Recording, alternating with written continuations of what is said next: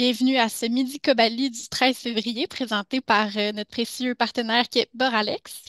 Donc, mon nom est Marie Lagrandeur. Je suis bachelière en environnement naturel et aménagé et chargée de projet au Kobali. Donc, pour ceux et celles qui sont un petit peu moins là, à l'aise avec qu'est-ce qu'est la zone de gestion en fait du Kobali et qu'est-ce qu'est une zone de gestion. Donc, ça, c'est les 40 zones de gestion intégrées de l'eau par bassin versant, désignées par le gouvernement du Québec. Donc, on peut voir là, en vert pâle la zone de gestion du Kobali. Et ça ici, c'est en version un peu plus zoomée, plus évidente à voir. Donc, en blanc sur la carte à gauche, c'est la zone de gestion intégrée de l'eau du Lièvre. Donc, c'est notre zone de gestion à nous au Kobali. Et sur la carte à droite, on peut voir en fait qu'est-ce que ça inclut dans cette zone de gestion-là. Donc, on a trois bassins versants prioritaires. On a la zone de gestion, le bassin versant de la rivière du Lièvre qui est en vert. Et on a le bassin versant de la rivière Blanche qui est en beige. Et finalement, la toute petite zone en bas complètement, qui est le bassin versant du ruisseau Pagé, qui est en orange. Donc, ici, rapidement, les visages qui se cachent derrière l'équipe du Kobali. Donc, le Kobali œuvre depuis 20 ans, en fait, déjà.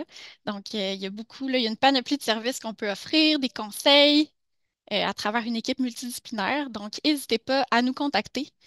Euh, Vous pouvez le trouver, comment nous rejoindre sur notre site Internet. Tous les liens que je vais vous parler aujourd'hui vont être dans la discussion. Donc, vous allez pouvoir y faire référence. Là, mon collègue Benoît va les mettre dans la discussion. Donc, vous pouvez nous joindre sur notre site Internet. Il y a aussi une panoplie d'informations disponibles, des chroniques qu'on a fait, des outils de sensibilisation, beaucoup, beaucoup d'informations. Donc, je vous invite à aller jeter un coup d'œil à notre site Internet.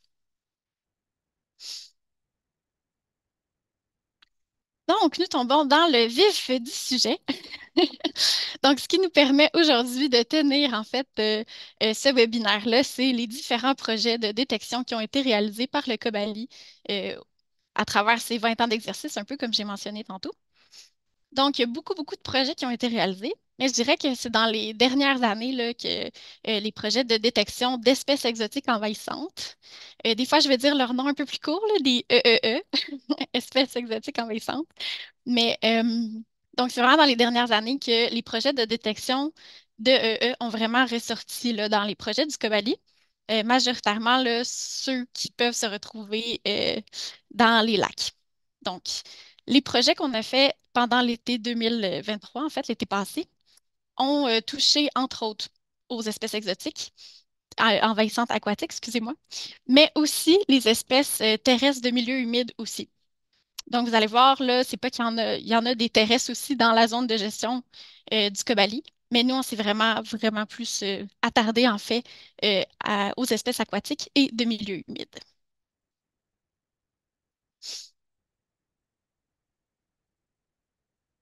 Donc, je vais vous présenter les espèces, je vais revenir. Je vais vous présenter les espèces terrestres milieux humides en premier. Donc, c'est vraiment celles qu'on a vues à travers nos différents projets. Il y en a qui ont été vues aussi là, sur la route. Donc, on a parcouru les grands axes routiers. Quelques grands axes routiers parce que notre zone de gestion est très grande, comme vous avez pu le remarquer sur la carte tantôt. Mais je vais passer à travers celles que nous, qu'on a aperçues en fait. Donc, tout d'abord, la salicaire commune. Peut-être qu'elle passe un petit peu elle passe un petit peu plus inaperçue, je dirais. Sauf que nous, on l'a vu dans les bandes riveraines en majorité, en bordure des chemins aussi. Donc, c'est une plante là, qui faisait très peur aux botanistes quand elle est arrivée, en fait, au début pour sa propagation incroyable. Donc, elle produit plus de 2 millions là, de graines par année. Donc, c'est assez incroyable. Mais heureusement, ça fait déjà un petit moment là, qu'elle est présente au Québec. Donc, elle est arrivée au début des années 1800.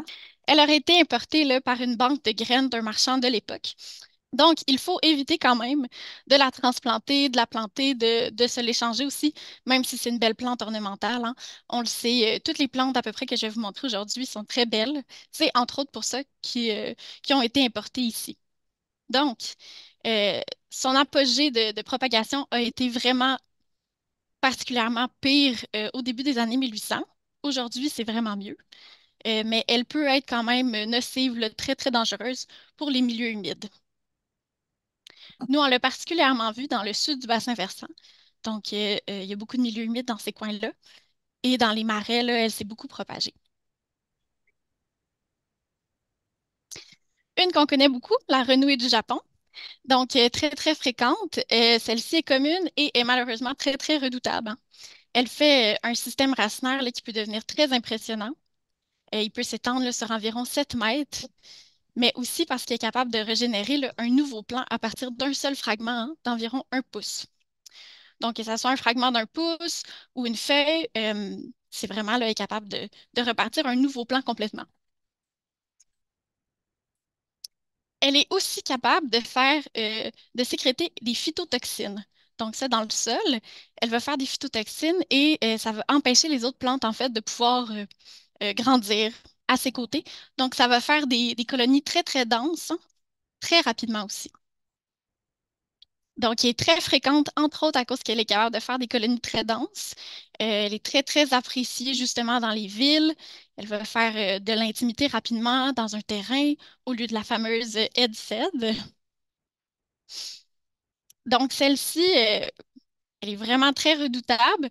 Comme je vous disais, là, en fait, tellement redoutable que les moyens de contrôle sont très limités, en fait. Donc, on peut faire de l'arrachage manuel, mais c'est tout qu'un contrat, tout dépendamment là, de la taille, de la taille, en fait, de la talle. Si vous en avez un tout petit peu, l'arrachage manuel peut être fait, mais quand il y en a vraiment beaucoup, là, ça va être du bâchage. Aujourd'hui, je vais vous donner aussi un petit peu là, des trucs de contrôle, mais c'est toujours très, très important de se référer hein, aussi côté légal à ce qu'on peut faire. Donc, c'est souvent des petites dalles, mais vous allez voir, là, c'est quand même très rigide. Donc, c'est à faire attention à ça, toujours s'informer tout d'abord. Donc, comment on peut la reconnaître? Comme on peut le voir là, sur la photo à la droite, c'est vraiment une base carrée. On a aussi des feuilles qui vont être un peu comme en forme de cœur à l'envers. Et la tige est très cassante. Il va avoir aussi comme une espèce de résidu poudreux sur la tige. Et elle est vide à l'intérieur. Donc, on voit ici là, son espèce d'écorce un peu ligneuse. Là, c'est pas une écorce, mais c'est vraiment le pourtour qui va être ligneux. Et elle est souvent appelée bambou, en fait, là. Elle est cassante, elle ressemble un peu à un bambou. Et ça, c'est vraiment ce qui va rester là, à l'hiver, à l'automne. Donc, on peut voir aussi le roseau commun ici. Il a été beaucoup aperçu sur les grands axes routiers aussi. Pour ceux et celles qui se promènent un petit peu plus en Montérégie, dans le sud du Québec, vous êtes sûrement très, très habitués de voir le roseau commun. Malheureusement, il fait des énormes roselières maintenant. Donc, c'est des peuplements presque 100% roseaux. Il est très, très compétitif lui aussi. On peut voir qu'il traverse l'asphalte. Donc, très, très compétitif. C'est difficile pour les autres plantes, les plantes indigènes, d'y faire compétition, en fait, hein. Donc, on peut le reconnaître comme ça, les espèces d'inflorescences, en fait, qui vont faire un peu comme des pompons, beige ou parfois dans la saison, ils vont être un peu plus rougeâtres, Bourgogne. On peut le voir là, sur la photo à gauche. Donc, ça, c'est vraiment, il est plus facilement reconnaissable comme ça que dans sa version plus jeune pousse verte, comme on voit à droite. Donc ça, c'était majoritairement, il y en avait beaucoup, beaucoup sur le bord de la route 117, hein. Donc les grands axes routiers, là, ils vont en avoir beaucoup, c'est quand même commun.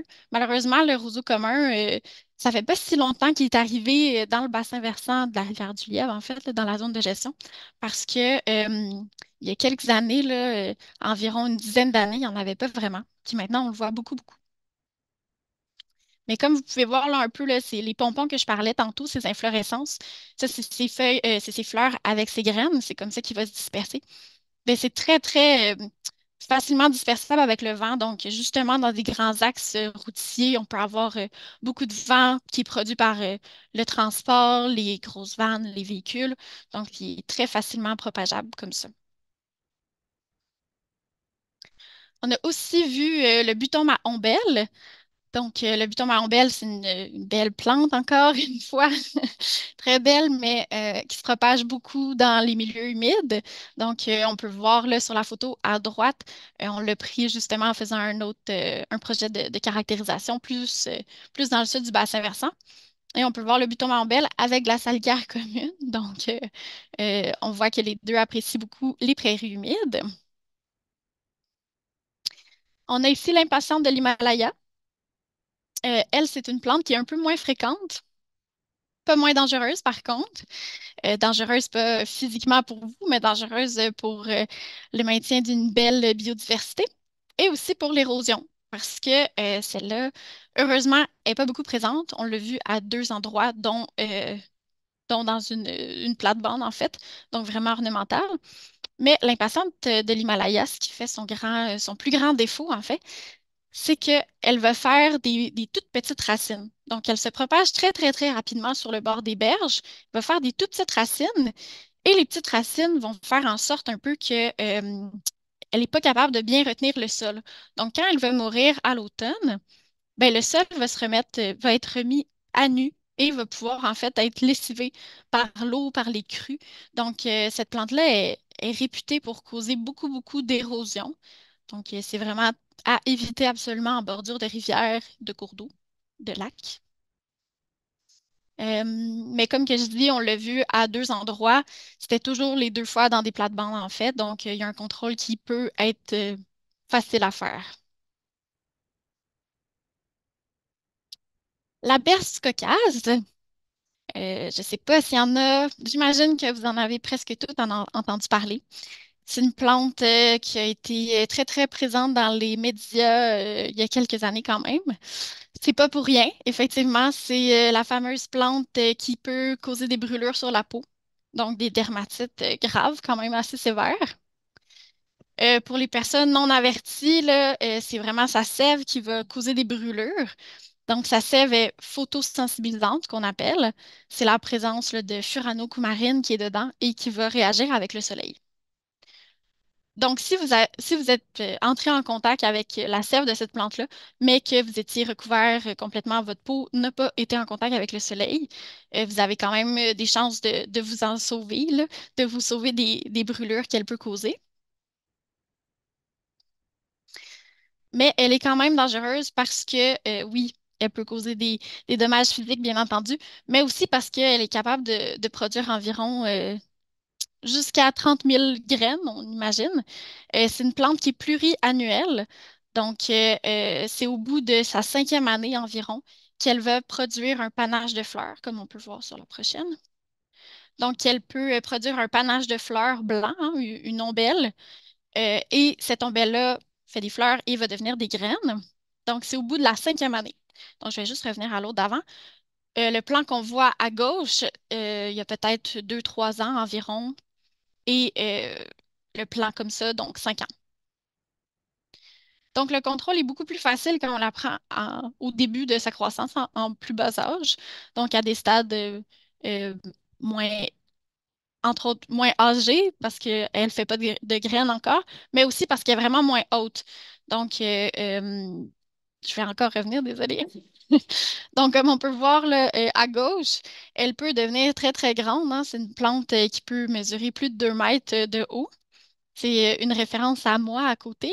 C'est sûr que je suis pas très grande, mais quand même, je mesure environ 5 pieds 3 là, pour référence de grandeur sur la photo, là. C'est sûr que dans ce cas-là, il était dans un peuplement forestier, donc il n'y avait pas beaucoup de lumière, ils sont montés très très hautes. C'est pas dans tous les cas que ça va être comme ça, mais quand même. Et ces deux photos-là, rassurez-vous, c'est pas, ils n'ont pas été pris dans le bassin versant de la rivière du Lièvre, là. La berce laineuse, la berce du Caucase, a été aperçue seulement à un endroit dans le bassin versant de la rivière du Lièvre. Et justement, j'ai dit la berce laineuse parce que la berce laineuse est une espèce indigène qui ressemble à la berce du Caucase. Il ne faut pas justement là, les mélanger parce que la berce laineuse, il ne faut pas l'enlever nécessairement, là, elle n'est pas si méchante. Elle peut faire des petites dermatites, comme il y a quand même quelques plantes là, dans la nature qui peuvent causer des petites dermatites, mais celle-là, on essaie de ne pas l'enlever. Donc, pour la différencier, là, vous pouvez voir sur la photo à gauche, sa tige est vraiment verte. alors que la berce caucase va avoir des grosses taches mauve violacées et des poils très, très urticants, en fait, qui ressortent beaucoup. Et aussi au niveau des feuilles, la berce caucase est très, très dentelée, hein. Ses feuilles sont très, très dentelées, très pointues, alors que la berce laineuse est un petit peu plus douce, là. On le voit pas beaucoup sur ces photos-là, mais sur le site du ministère, là, vous pouvez aller voir le site du ministère de l'Environnement. Il y a beaucoup d'informations sur les espèces exotiques envahissantes, là, que je vous ai mentionnées justement aujourd'hui aussi, mais sur la berce caucase et la berce laineuse également. Donc, quoi ne pas faire avant de sauter dans les plantes exotiques envahissantes aquatiques? Donc, il faut surtout pas les mettre dans le compost. Donc, si on fait des travaux là, de gestion en fait de ces plantes-là, il faut vraiment pas les mettre au compost parce que, il y en a qui peuvent avoir des graines dedans et c'est entre autres comme ça que la propagation se fait. Donc, pour ceux et celles en milieu municipal, c'est très important de nettoyer la machinerie après utilisation et de faire une gestion appropriée là, de la terre qui a été enlevée si c'était dans des secteurs où il y a des plantes exotiques envahissantes. Donc aussi, en dernier, ne pas propager la plante, hein, même pour des fins ornementales. Même si vous dites, ah, je trouve que cette plante-là est vraiment belle, je vais la mettre dans ma plate-bande, je vais y faire attention. On n'est jamais pleinement en contrôle des graines où ils vont. Des fois, ils s'accrochent après des animaux, après des gens, par le vent. Donc, il faut vraiment faire très, très attention à ça. Aussi pour le contrôle, c'est très, très important de se référer au REAFI, qui est le règlement sur l'encadrement d'activités en fonction de leur impact sur l'environnement. Il y a beaucoup d'informations sur les étapes à suivre, en fait, et aussi à savoir si ça demande des déclarations de conformité, des demandes d'autorisation pour faire les travaux.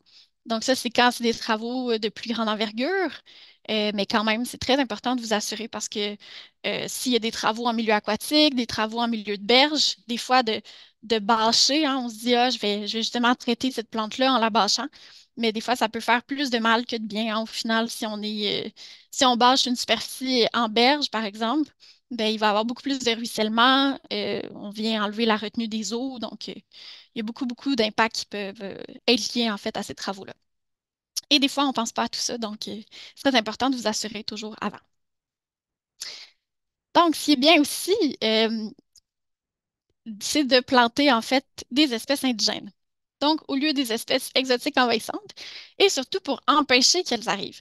Si vous avez un terrain vague, c'est sûr que c'est un endroit de choix pour les espèces exotiques envahissantes. Donc, vous êtes toujours mieux de planter des espèces indigènes, très, très important, indigènes, parce que les espèces indigènes, elles ont déjà des relations avec les espèces animales, les espèces floristiques, les insectes qui se retrouvent déjà ici. Donc, je vous en propose quelques-unes quand même là, pour vous montrer qu'il y a de très belles plantes indigènes, pleines de couleurs qu'on retrouve au Québec facilement. Donc, ici, je vais vous les montrer un peu. L'asclépiade commune, la fameuse plante des monarques, le nacre bisannuel, le patefort maculé, la lobélie cardinale, qui est une plante qu'on peut retrouver souvent en milieu humide, euh, en- dans les bandes riveraines. C'est une magnifique plante. La monarde fistuleuse, rudbeckia lacinier, la vervénacée, l'astère à feuilles cordées. Dans les arbres et arbustes qui font des fleurs aussi, on a la mélanchée du Canada, la renée noire, la renée à fruits noirs. Donc, il y en a une panoplie. Je vous conseille là, d'aller voir un peu. Là, il y a beaucoup, beaucoup d'outils maintenant hein, sur les internets. Vous pouvez aussi vous référer à des outils de sensibilisation que le Cavalier a déjà fait. Donc, il y a beaucoup, beaucoup de ressources sur le web maintenant. Donc, je vais juste prendre une petite gorgée d'eau avant de tomber dans les espèces aquatiques. Donc, à travers les différents projets, comme je disais tantôt, dans la zone de gestion que le Cobali a dû faire, ben, a dû faire, a eu à faire, c'est toujours plaisant pour nous. Donc, c'était souvent axé sur les espèces aquatiques. Je vais vous montrer rapidement, très, très rapidement, quelques espèces fauniques qu'on a vues. Je voulais me concentrer aujourd'hui sur les plantes, mais quand même, sont importantes de mentionner. Donc, l'écrevisse à tache rouge est présente dans le bassin versant, dans la zone, en fait, de gestion du Cobali. La vivipare asiatique, qui est en haut, c'est un très gros escargot. Et la vivipare géorgienne aussi. Donc, les deux, c'est des très gros spécimens d'escargots. Et Ils peuvent apporter là, toujours, c'est toujours le cas hein, pour les fauniques. Euh, Ils peuvent apporter des maladies aux espèces indigènes, leur faire compétition pour la nourriture, pour les habitats. Donc, il y a toujours ça aussi. Il y a beaucoup, beaucoup d'informations à d'autres endroits, là. Inquiétez-vous pas, je passe rapidement, mais il y a beaucoup d'informations et vous pouvez toujours nous revenir pour des questionnements, là. N'hésitez vraiment pas. Donc, le fameux myriophile IP, et oui, il est très, très présent en fait, dans le Québec, mais aussi dans la zone de gestion du Cobali. Donc, je vais passer quand même rapidement sur le myriophile IP, mais pour ceux et celles qui aimeraient avoir plus d'informations, je vous réfère là, à un Midi Cobali qui avait été fait l'année passée par mon collègue Pierre-Étienne. Il se nomme Quoi surveiller sur mon lac cet été. Donc, je vous invite grandement à aller visiter en fait notre chaîne YouTube pour voir revisionner, voir une première fois les webinaires qui se sont déjà faits, les capsules vidéo aussi. Il y a beaucoup, beaucoup d'informations sur notre chaîne YouTube également. Mais pour le Myriophile IP, ce webinaire-là est très, très intéressant. Donc, ça, c'est plusieurs images pour vous montrer un petit peu là, à quel point le visuel du Myriophile IP peut changer quand il est à l'extérieur de l'eau ou à l'intérieur de l'eau. Et c'est très important, là, il y a plein de petites flèches rouges qui montrent 14 paires de folioles. C'est comme ça qu'on va reconnaître le Myriophile IP. Je vais vous montrer ici. Donc, ça dit plus de 12 segments par feuille. Plus ça va, plus on peaufine les informations en fait sur le myriophile IP, hein. Ça fait déjà plusieurs années qu'il est établi au Québec. Et maintenant, en fait, pour être sûr et certain, on va vers le 14 paires de folioles. Parce que, ça ne change pas, parce que, il y a beaucoup de plantes qui peuvent ressembler au myriophile IP dans l'eau, dont les myriophiles indigènes. Donc, ça, c'est un petit échantillonnage de myriophiles indigènes et de plantes qui peuvent ressembler beaucoup, beaucoup au myriophile IP une fois dans l'eau. Donc ça, il y a beaucoup de trucs pour pouvoir l'identifier comme il faut, hein, correctement. C'est très, très important avant de penser à faire quelque sorte de travaux de gestion. C'est très important de l'identifier en premier. Ça aussi, là, il y a beaucoup, beaucoup d'informations et de données sur notre site Internet, mais aussi sur le site du ministère de l'Environnement. Donc, une autre plante aquatique que nous avons trouvée, que nous avons observée en fait, est l'iris fausacore. Ressemble beaucoup et souvent, mais en fait, confondu avec l'iris versicolore, qui va être beaucoup plus de couleur bleu-mauve. Mais l'iris fausacore est beaucoup plus grand et quand même très agressif aussi dans les marais, donc les milieux humides.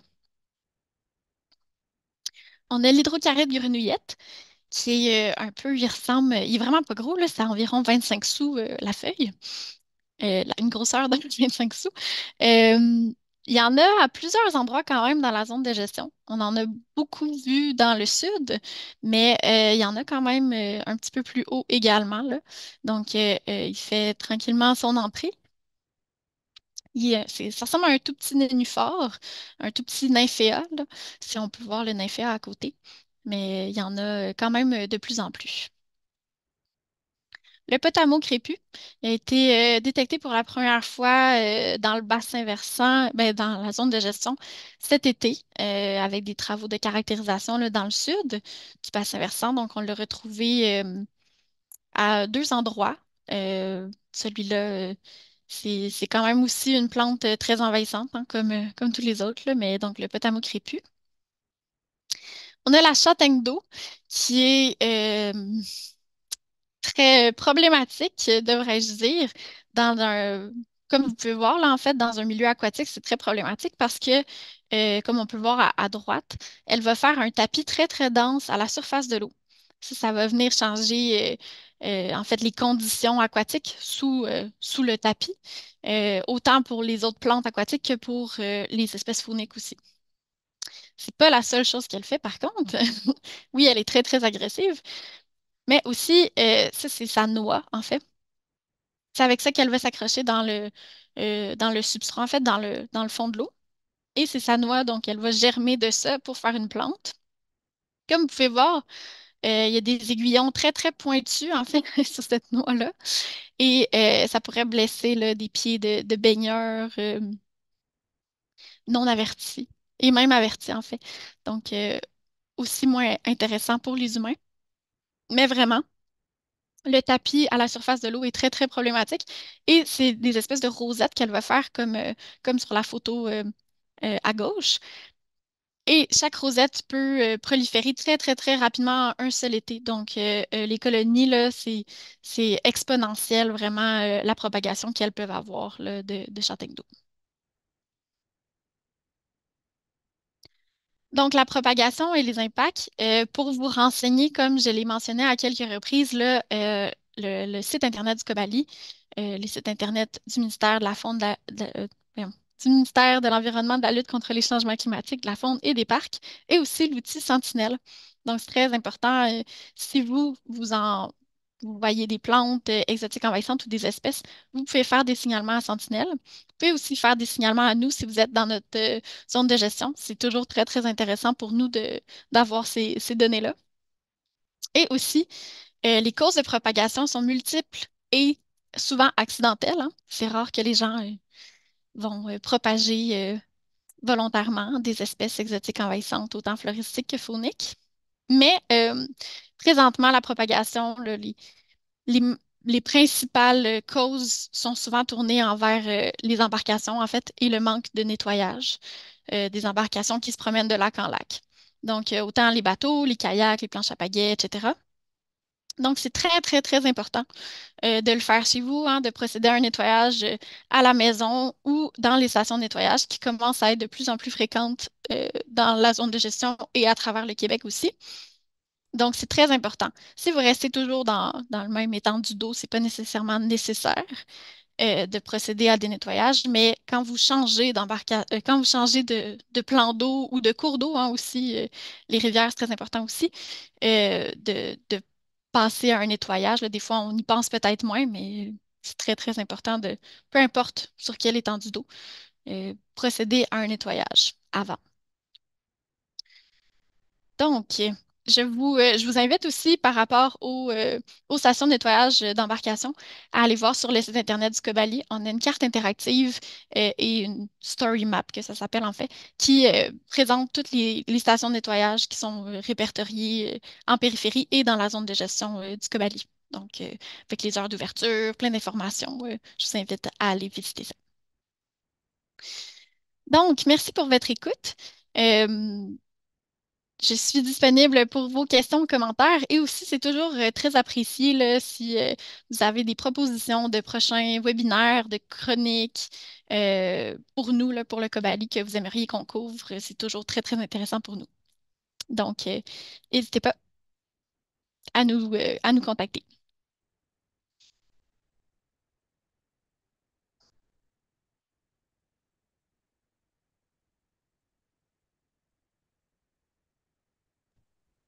Donc, pour les questions, vous pouvez soit écrire dans le chat, dans la discussion si vous préférez. Sinon, vous pouvez prendre la parole, lever la main. Donc, vous avez plusieurs options. Oui, je vois qu'il y a une question. Nicole Deslauriers. Attendez, je vais essayer de réactiver votre son.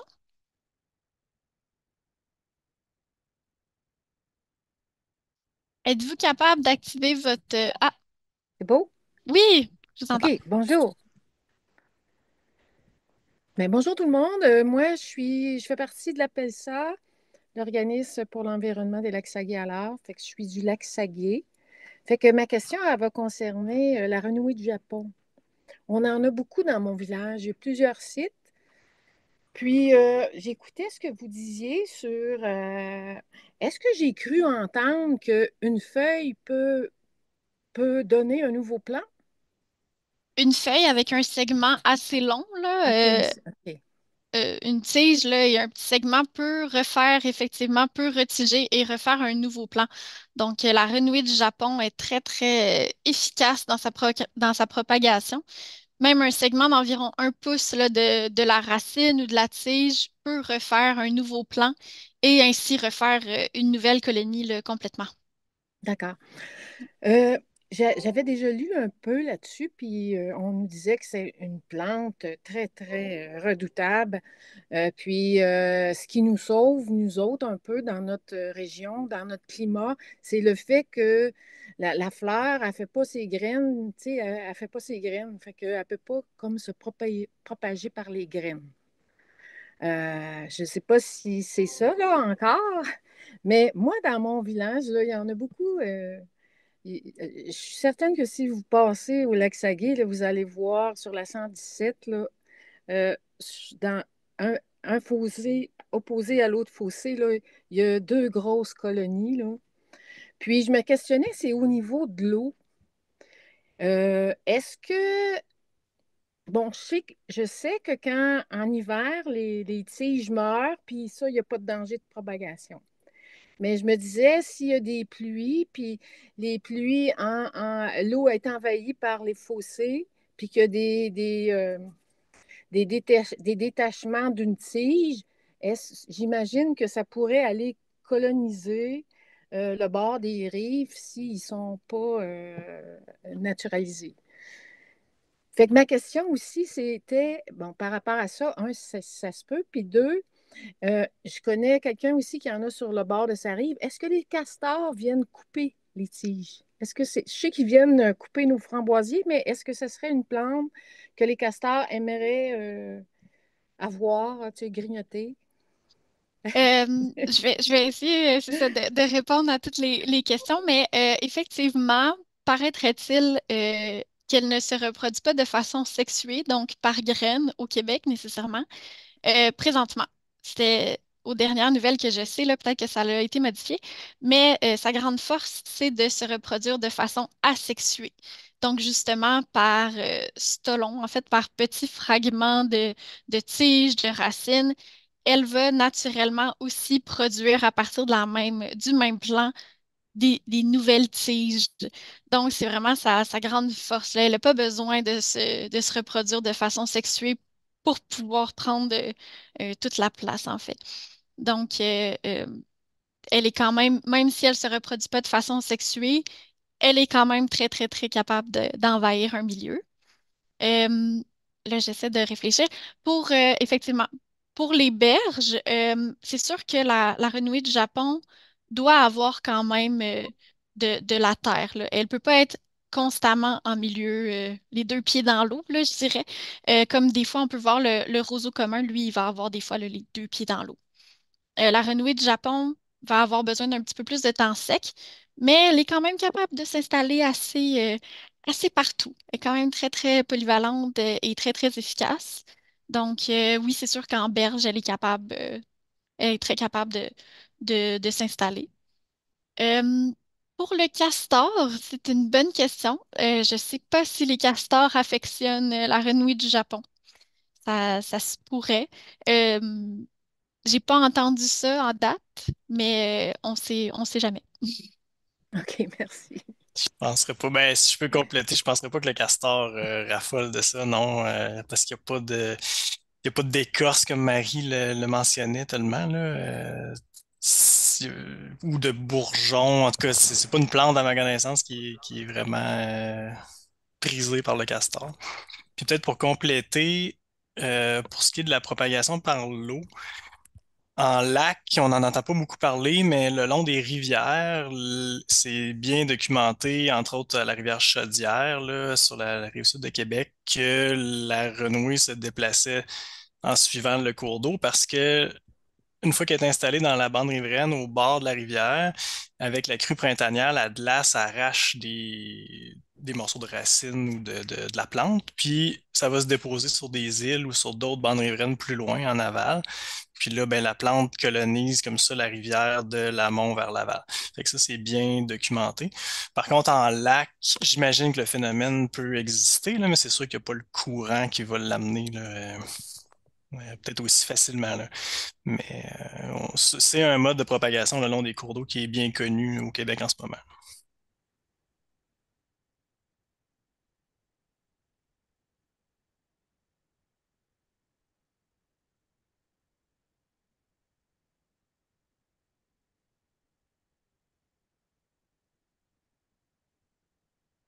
Donc, je vois pas le chat, mais si jamais vous avez des questions, n'hésitez pas, hein, on est disponible.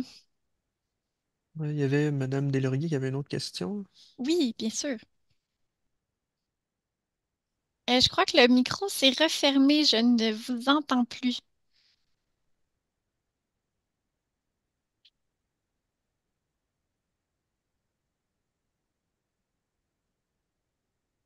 Non, je ne vous entends pas.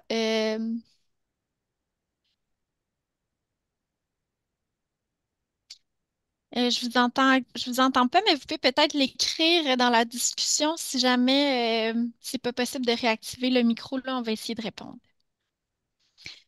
Oui, je vois Raymond Carrier. Oui, étant donné que dans les dernières années, il y a eu beaucoup de publicité sur le myrophile à épi et qu'on a constaté qu'un grand nombre de lacs étaient envahis, puis ça posait un problème significatif à de nombreux riverains. Est-ce que parmi les plantes que vous avez exprimées, il y en a d'autres qui ont à peu près ce même, où on peut faire à peu près le même constat d'un envahissement qui demande des opérations majeures puis des coûts significatifs pour s'en débarrasser? Je dirais qu'il y en a plusieurs. Par exemple, comme j'ai mentionné, le roseau commun, il est presque partout maintenant dans le sud du Québec. On le voit le long des axes routiers. C'est des roselières très, très denses. Je dirais que même en termes de propagation, c'est probablement pire en fait que le myriophile à épi. Mais je crois que le myriophile à épi, on en entend beaucoup, beaucoup parler parce qu'il cause des désagréments aussi pour la baignade, hein. C'est moins intéressant des fois de se baigner dans des plantes aquatiques très, très hautes, hein. Il est capable de coloniser des secteurs ben, très profonds, en fait, de s'établir profondément. Donc, je pense qu'on en entend beaucoup parler par ces désagréments comme ça en milieu aquatique. Aussi par rapport à la pêche, des fois, il y en a que ça peut leur causer des désagréments.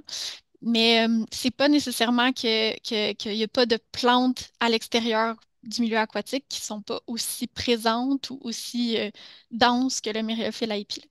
Je ne sais pas si je réponds bien à votre questionnement, là, mais c'est ça. Je pense que c'est vraiment beaucoup au niveau des activités que les humains vont faire que le myriophylle à épi va venir causer des désagréments, là. Merci. Mais la châtaigne d'eau, là, si vous avez aimé le myriophile, là, vous allez adorer la châtaigne d'eau. C'est c'est vraiment... Parce qu'elle, elle recouvre la surface. Fait que, tu sais, ça a le potentiel de recouvrir pratiquement un lac au complet, là. C'est une plante qui est vraiment flottante. Elle va venir, oui, faire des racines dans le fond, mais elle a le potentiel simplement de flotter là, sans être enracinée. Puis ça peut couvrir des superficies gigantesques, là. En plus de pouvoir vous blesser si vous baignez, là, puis qu'il y a sa châtaigne. Fait que probablement que ça serait l'espèce là, plus aquatique la plus agressive, puis celle qui serait la plus problématique en lac. Là, pour l'instant, elle est assez confinée à la rivière des Outaouais, vraiment dans le sud, complètement dans le sud là, de notre territoire. Puis généralement, les espèces viennent du sud vers le nord, là. Donc, ça s'en vient, comme on dit, là. Fait qu'il faut être vigilant à cette espèce-là, peut-être en particulier, là. Merci.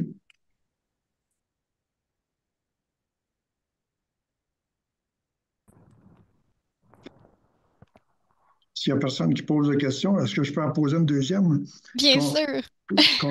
Concernant le potamo à grandes feuilles, Oui. moi, dans le lac chez moi, j'ai quand même des tales assez abondantes. J'ai essayé d'en arracher, puis ben, j'y arrive pas, là, mais enfin, j'ai pas fait l'effort au maximum, mais euh, est-ce que est-ce que c'est considéré comme envahissant? Ça a l'air d'une plante indigène, mais il me semble qu'elle prend pas mal de place. C'est effectivement une plante indigène. Oui, elle peut avoir des tendances, comme on pourrait dire, à prendre beaucoup de place. C'est sûr que il faut se rappeler quand même que les plantes aquatiques, là, je sais que des fois c'est moins intéressant, mais je pense ils ont mauvaise réputation, les plantes aquatiques. Euh, parce qu'elles rendent beaucoup de services, hein. Elles rendent beaucoup de services en termes, elles vont faire des habitats pour beaucoup d'espèces aquatiques. Elles vont, je crois que, je crois que le micro est revenu. Euh, Bref, elles rendent beaucoup de services, hein, les plantes aquatiques. Donc, elles ont eu mauvaise presse un peu quand même, là, mais elles sont très importantes dans des milieux aquatiques, vraiment, là. Aussi, c'est ça, avant d'entreprendre des travaux, là, c'est toujours très important de s'assurer de quoi que ce soit parce qu'on ne peut pas changer l'habitat du poisson. Donc, bref, je ne vais pas rentrer dans l'aspect légal de tout ça parce que c'est un petit peu plus complexe. Mais oui, effectivement, pour répondre à votre question, le potamo à grande feuille a tendance à effectivement prendre beaucoup de place. Mais il faut se rappeler, c'est très important que les plantes aquatiques jouent un rôle très important aussi dans nos écosystèmes aquatiques, donc dans les lacs, dans les rivières. C'est aussi une bonne façon de paramétrer notre lac. Donc, de voir à travers les années, surtout en tant que riverain et riveraine, hein, vous êtes les yeux directement sur le terrain. Donc, si vous notez des changements là, incroyables, il n'y avait presque aucune plante dans le lac et en 10 ans, en 5 ans, maintenant, il y a une tonne de plantes partout, bien, ça peut être signe d'apport, en fait, en nutriments dans votre lac. Qu'il peut avoir beaucoup de phosphore, hein, qui fait pousser les plantes, beaucoup de nutriments comme ça qui vont engraisser, si on peut bien dire, les plantes et qui vont faire qu'elles se propagent rapidement. Donc, je ne sais pas si Pierre-Étienne voulait continuer, mais j'ai... Merci de la réponse. Mais ce que je comprends aussi, concernant toujours le potamo à grande feuille, c'est qu'on ne risque pas qu'il occupe le lac au complet. Non, c'est ça. Il ne devrait pas occuper votre lac au complet, là. En fait, il ne va pas le faire, c'est sûr, là. Les plantes aquatiques vont se tenir quand même plus dans une certaine profondeur, là. Ils ont besoin, elles aussi, en fait, de rayons lumineux, hein, pour pouvoir bien propager, là. Donc, non, inquiétez-vous pas, ils ne devraient pas envahir le lac au complet. Merci. Ouais, c'est la distinction entre l'exotique envahissant puis l'envahissant, là, parce que la grosse problématique, c'est quand ça vient d'ailleurs, puis que ça prend un caractère envahissant. Souvent, là, c'est là qu'il y a une perte de contrôle. Par contre, pour les espèces indigènes, quand ils sont dans le bon habitat, une plante qui est indigène peut être, on peut considérer qu'elle est un peu envahissante parce que oui, elle prend de la place. C'est le cas de plusieurs plantes là, aquatiques, mais il y a l'élodée du Canada, entre autres aussi, qui, dans certains lacs peut être perçue comme envahissante là, si elle est dans les bons habitats puis si elle est engraissée avec de l'engrais, comme disait Marie, là. Mais en principe, c'est pas une espèce qui est problématique, là. Puis le potamo à large feuille est présent dans la vaste majorité des lacs de la région, là, donc fait que vous êtes pas tout seul à la forge. Puis, c'est ça, on avait la question de Madame Deslauriers. La renouée fait-elle partie de la catégorie des espèces aquatiques et exotiques envahissantes? Une association de lacs peut-elle prendre ce dossier dans sa municipalité? Puis le Kobali peut-il donner des conférences sur cette plante dont le but serait d'informer les gens qui en ont? Oui, la renouée du Japon fait partie des plantes exotiques envahissantes là, reconnues par le ministère de l'Environnement, de la lutte contre les changements climatiques, de la faune et des parcs.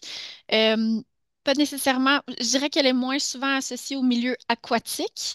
C'est plus une EEE de milieu terrestre humide, hein, parce qu'elle est quand même assez polyvalente, là, comme je mentionnais, pour ses habitats.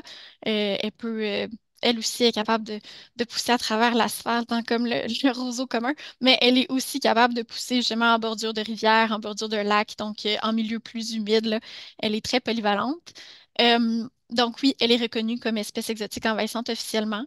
J'imagine que effectivement, pour l'association de lacs, ça pourrait très bien entrer dans des cordes parce que c'est une plante qu'on va retrouver souvent là, en bande riveraine, en fait. Donc, effectivement, j'imagine que si ça convient à l'association de lacs, ça pourrait être peut-être des projets qui peuvent couvrir. Au niveau des conférences, effectivement, là, comme je mentionnais un peu auparavant, l'équipe du Cobali est très multidisciplinaire, donc on offre une panoplie là, de services comme des conférences, des ateliers de formation, etc. Merci. M'entendez-vous? Rien? Oui, je vous entends Oui, maintenant. OK. Peux-tu juste compléter? Eh, j'ai lu que cette plante-là, on peut l'acheter dans ben, les endroits où on vend des plantes, là. Des Est-ce qu'on pépinières. vend des pépinières? Savez-vous si c'est encore le cas? Actuellement, je ne sais pas si c'est encore le cas. J'imagine que des fois, ça peut être long avant que ça soit homogénéisé à travers tout le Québec, à travers les différentes provinces aussi. Mais effectivement, c'est entre autres comme ça qu'elle a été très, très propagée, là. C'était une plante ornementale très, très utilisée justement pour faire des haies de renouer, en fait, créer de l'intimité là, sur des terrains en ville, etc. Donc, euh, effectivement, elle était disponible dans les pépinières. Je ne sais pas actuellement à ce jour si elle se retrouve encore en pépinière. Ben, en fait, c'est que c'est maintenant le regroupement là, des pépinières, là, la FIOC, là, en tout cas, il y a comme un regroupement des pépinières, si on veut, puis il y a eux autres qui ont des guides de bonne pratique, puis c'est interdit, entre guillemets, enfin, c'est même surveillé, là, il y a une certaine, certains suivis là, pour avoir des certifications. Donc, c'est des choses qui sont connues, mais on le sait que certaines pépinières sont encore plus ou moins au courant ou traînent ce genre de plantes-là encore dans leur inventaire. C'est vrai même pour la salicaire pourpre. Là. J'en ai vu des pépinières qui vendaient de la salicaire pourpre encore cet été. Là. Fait que, en principe, c'est plus supposé, puis ils sont supposés le savoir, mais dans la réalité, il peut y en avoir encore dans certains centres jardins. Si vous envoyez, informez-les que c'est OK. C'est c'est ça, des espèces exotiques envahissantes. Euh, c'est ça, je me demandais par quel moyen s'ils en vendaient, qui s'occupe de faire en sorte qu'ils puissent chaque personne, chaque consommateur, chaque client peut leur en faire part. ben, c'est sûr que oui, leur signaler, là, nous, on le fait aussi si on envoie.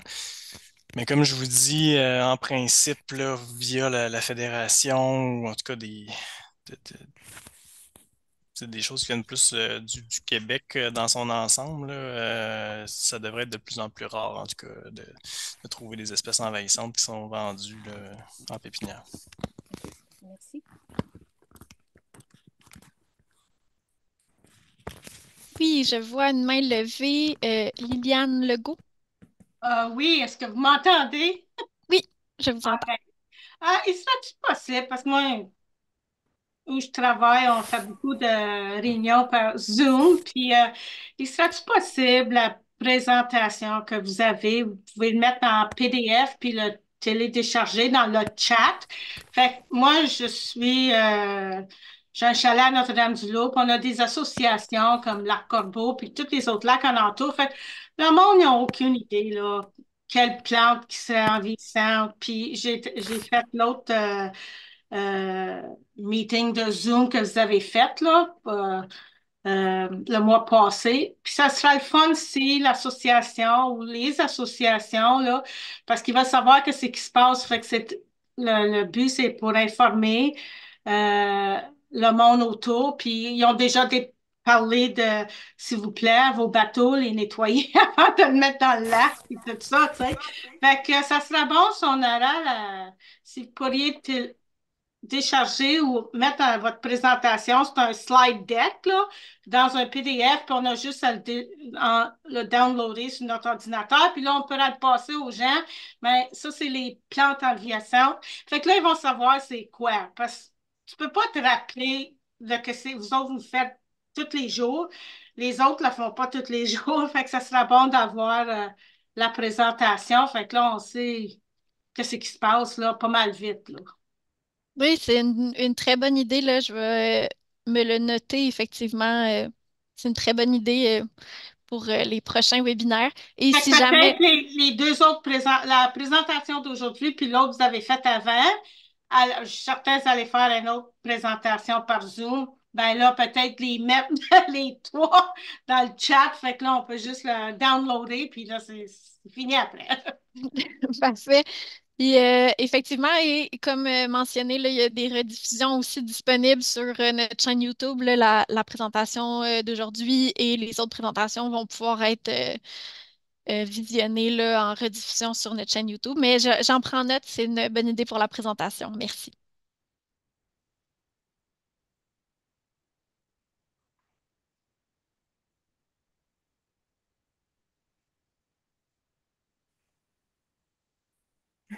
Oui.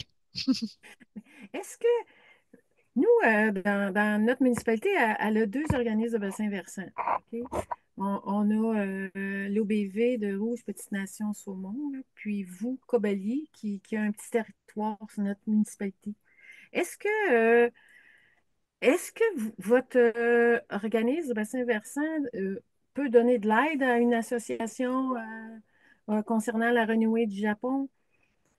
Euh, Oui, c'est sûr que là, vous êtes dans un territoire un peu particulier justement parce que vous êtes on a un petit peu de lac Saguet de notre côté aussi.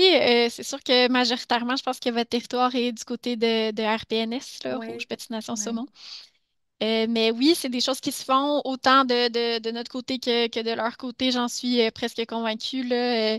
C'est surtout de contacter l'organisme en soi, puis de pouvoir demander en fait une conférence ou un atelier, peu importe, selon vos besoins, là. C'est à voir. Mais est-ce que ce que vous me dites, c'est que je dois contacter l'OBV qui a la plus grande superficie du territoire de notre municipalité? Est-ce que c'est ça? Est-ce que Ben, j'ai c'est compris? sûr que je commencerai par voir avec eux parce qu'en ce moment, ils font des projets, je sais ils font des projets à Nomineng, là, par exemple, sur le roseau commun. Ouais. Fait qu'ils ont quand même une expertise aussi là, sur ce genre de plantes-là, puis ils ont des projets actifs. Fait que, tu sais, peut-être que je commencerai. Je sais que vos lacs là, sont sur leur territoire, et peut-être que je commencerai avec eux, voir s'il y a des possibilités de projet. Puis sinon, ben nous, possiblement qu'on pourrait vous aider, là. Mais Mais, habituellement, entre organismes de bassin versant, on essaye de ne pas aller chez le voisin, là, tu sais, c'est de la bonne. ouais. Mais Je leur ai demandé, mais eux autres, ils s'occupent seulement du roseau commun comme projet. OK? Puis, je sais que notre municipalité, elle, quand elle a besoin d'un organisme de bassin versant, elle fait appel à vous, à Cobali, et non pas à l'autre OBV. Fait que là, c'est pour ça que je pose la question. Je suis un peu, tu sais, je me dis qui, si j'ai des renseignements à aller chercher ou tu sais, d'avoir de l'aide ou n'importe quoi avec laquelle des OBV je devrais faire affaire pour le mieux. Puis avec laquelle, tu sais, si vous travaillez plus avec notre municipalité que l'autre OBV, parce que s'occuper de la renouée du Japon, il y a plusieurs colonies dans notre village. Il y en a même sur le barrage, sur une digue, tu sais, que normalement, une digue, il ne devrait pas avoir de cette plante-là, surtout qu'elle va dans les fissures, fait qu'elle elle pourrait mettre en danger le barrage, tu sais, parce que c'est un vieux barrage, puis tout ça. Puis, il y a aussi ce qui est avec cette plante-là, ce qui est un peu inquiétant, c'est que sur la route 117, où se trouvent les colonies, c'est un excavateur qui vend de la terre, puis l'autre, c'est un propriétaire aussi qui fait de l'excavation. Fait que là, on ne sait plus si on achète un peu de leur terre ou de leurs matériaux, si on va avoir des boutures de renouée. Fait que, puis, elle se propage, mais comme vous dites, c'est pas volontaire, c'est par méconnaissance, tu sais. Fait que, puis, euh, étant donné que c'est une plante qu'on peut quasiment pas, ben, dans les grosses colonies qu'on peut pas éradiquer, mais qu'on pourrait contrôler, tu sais. Moi, je me qualifierais à être dans l'étape de ne pas la propager plus. Tu sais, parce que j'ai fait le tour un petit peu, puis il y a plusieurs sites là, qui en ont, puis c'est ça, je voulais juste vous dire ça parce que c'est sûr qu'à un moment donné, il va falloir contacter un OBV qui je sais pas, ben, si on considère qu'on a besoin de cette aide-là, là, en tout cas, je sais qu'il faut faire un plan. C'est un plan de match là, pour voir comment on fait pour ne plus la propager. Puis, je vous remercie.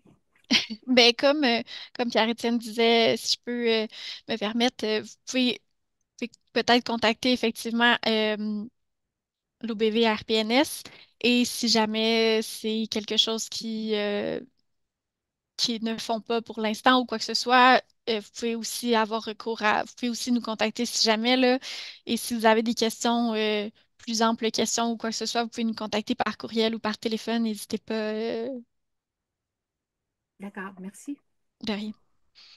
C'est sûr, je ne vous cacherai pas ça fait peut-être 2 ans qu'on pense à mettre sur pied peut-être un projet un peu plus régional là, avec plusieurs municipalités parce qu'on se rend compte qu'une municipalité a une plante, l'autre a le roseau commun, il y en a une qui a la berge du Caucase, l'autre a la grenouille du Japon. Puis là, on en est un peu à l'étape de dire ben peut-être qu'on pourrait faire un projet de contrôle avec de l'excavation, ou en tout cas quelque chose de plus gros, mais à l'échelle un peu plus régionale. Parce que là, on s'aperçoit qu'il y en a plus qu'on pensait, puis que ça s'en vient, ça se propage assez vite là, ces Mm. dernières années. Là. Oui. Mais si on agit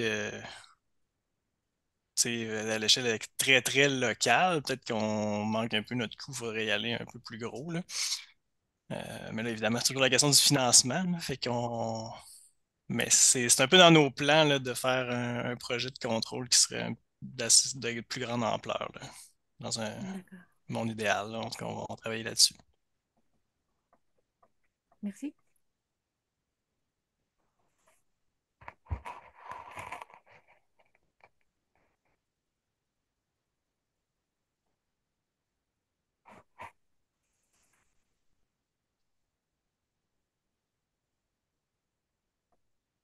Donc, si jamais, encore une fois, si jamais vous avez des questions, n'hésitez pas. Si jamais vous avez des questions aussi, après la présentation ou quoi que ce soit, n'hésitez pas non plus à nous contacter.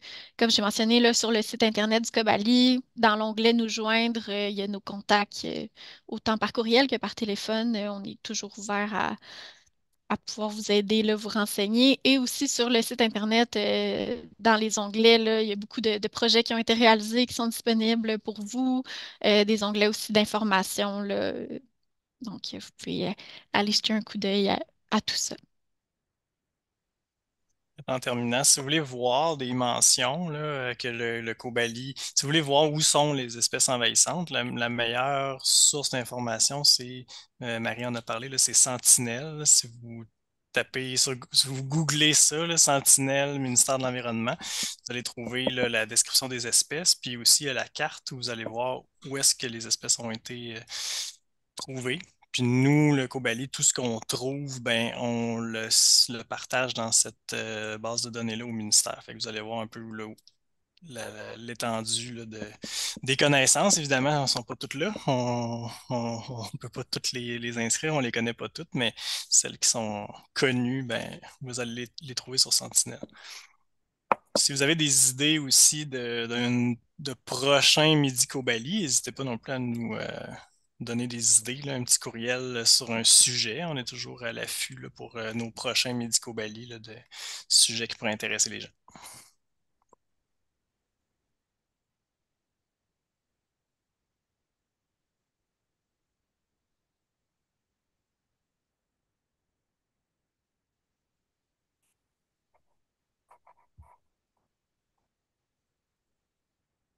Donc, je vous remercie encore. Puis si jamais nous, on va rester encore un petit temps disponible pour les questions qui restent, les commentaires. Donc,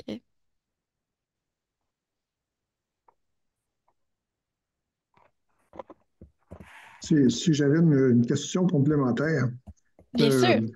euh, étant donné que dans la région, il y a eu un événement quand même significatif cet hiver, lorsque la digue Morier menaçait de se rompre, est-ce que Kobali a évaluer quelles auraient été les conséquences d'une arrivée massive d'eau dans les rivières qui auraient envahi des grands territoires et en même temps quel impact que ça a sur le réservoir Chemica qui, lui, se serait vidé d'une d'autre part. Est-ce qu'il y a eu une réflexion là-dessus? Je dirais qu'il y a des réflexions, il y en a eu plusieurs, mais il n'y a pas nécessairement eu là, de projet à proprement parler qui a évalué tout ça de la part du Cobali. Euh, Sinon, là, j'ai vu, Pierre-Étienne, que ton micro a été ouvert. Je te laisse. Ben, pour être bien franc, ça dépasse un peu ça nous dépasse un peu, là, tout ça, là, l'histoire de la digue Maurier, là. Par contre, si vous allez sur notre plan directeur de l'eau, sur notre site web, là, le plan directeur de l'eau, le portrait de la rivière du Lièvre, vous allez voir il y a des cartographies qui avaient été faites il y a déjà un certain temps, là, début des années 2010, où tu sais, on voyait là, déjà les cas d'inondation. Euh, Puis on avait participé à l'époque à des exercices d'urgence là, avec le ministère de la Sécurité publique et tout. Mais évidemment, 15 ans plus tard, les gens ont changé, le personnel a changé, puis en tout cas, ça a surpris un peu tout le monde. Mais sur notre implication comme telle, là, disons que ça a vraiment été les ministères qui ont pris en charge là, la situation, là. Euh, mais ça a eu quand même des effets collatéraux intéressants. Par exemple, les gens ont compris c'était quoi un bassin versant. Il y a beaucoup de gens qui se sont aperçus que la rivière Kiamika, il y en a une partie qui allait à Mont-Laurier par le ruisseau Ville-Mer. Enfin, enfin, il y a des gens qui ont appris des choses sur les bassins versants avec cette histoire de la digue Maurier. En tout cas, ça, c'est sûr. Merci.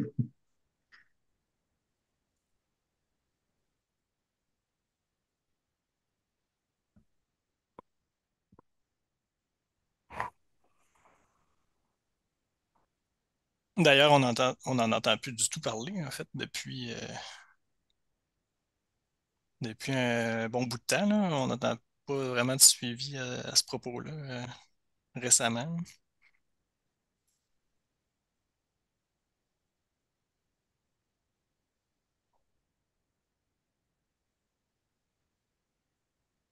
Donc, je vais vous laisser aller. Et encore une fois, n'hésitez pas à nous contacter par courriel ou par téléphone si jamais vous avez des demandes d'informations ou des demandes de services, quoi que ce soit. Donc, merci beaucoup d'avoir participé, puis je vous souhaite une très belle fin de journée. Merci beaucoup. Merci à vous. Au revoir. Bonne journée.